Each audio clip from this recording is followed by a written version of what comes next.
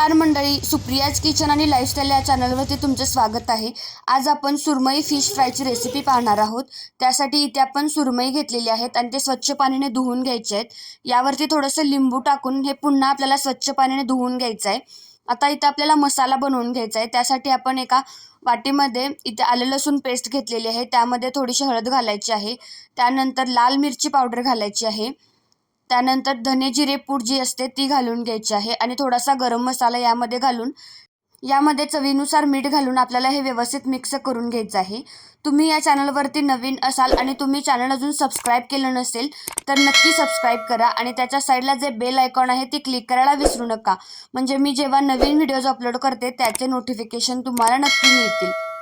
आता आपल्याला हा छान मसाला झाल्यानंतर यामध्ये बारीक चिरलेली कोथिंबीर घालून घ्यायचं आहे आणि हे जे सुरमई आहेत त्याला आपल्याला ह्या दोन्ही साईडने याला हा सगळा मसाला व्यवस्थित लावून घ्यायचा आहे। इथे जे बाकी सुरमईचे पीसेस आहेत त्याला सुद्धा आपण हा दोन्ही साईडने मसाला लावून घ्यायचा आहे।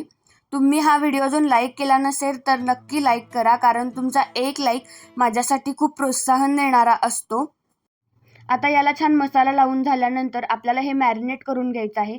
तुम्ही याला 15 ते 20 मिनिटं फ्रीजमध्ये सुद्धा ठेवू शकता। आता कोटिंगसाठी आपण रवा घ्यायचा आहे, त्यामध्ये लाल मिरची पावडर घालून घ्यायची आहे आणि चवीनुसार मीठ घालून घ्यायचं आहे। ते छान व्यवस्थित मिक्स करून घ्यायचं आहे।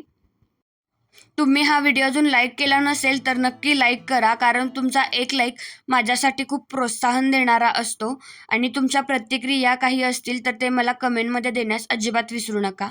आता आपल्याला गॅस चालू करून त्यावरती एक तवा ठेवून घ्यायचा आहे। तवा थोडासा गरम झाल्यानंतर आपण थोडंसं तेल घालून घ्यायचं आहे आणि हे जे सुरमई आहेत ते दोन्ही साईडने आपल्याला या रव्यामध्ये घोळून घ्यायचं आहे। याचं छान कोटिंग करून घ्यायचं आहे।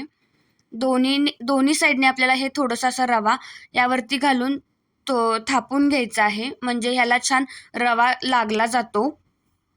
आपण आता ह्या सुरमई फिश फ्रायसाठी जास्त मसाले ते वापरले नाहीत, त्यामुळे याची चव आहे जी मस्त अशी लागते।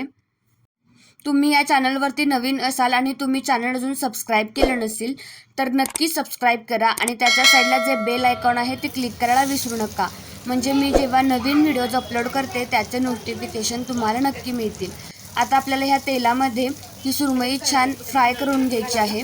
मस्त दोन्ही साईडने आपल्याला खरपूस अशी ही सुरमई फ्राय करून घ्यायची आहे।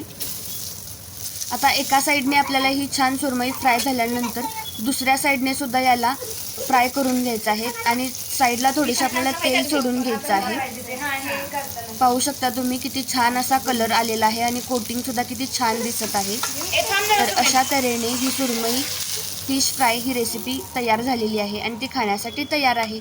तुम्ही ही रेसिपी जरूर ट्राय करा, तुमच्या फॅमिलीमध्ये फ्रेंड्समध्ये सगळीकडे शेअर करा आणि व्हिडिओ आवडल्यास नक्कीच लाईक आणि सबस्क्राईब करायला विसरू नका। व्हिडिओ शेवटपर्यंत पाहिल्याबद्दल थँक्यू।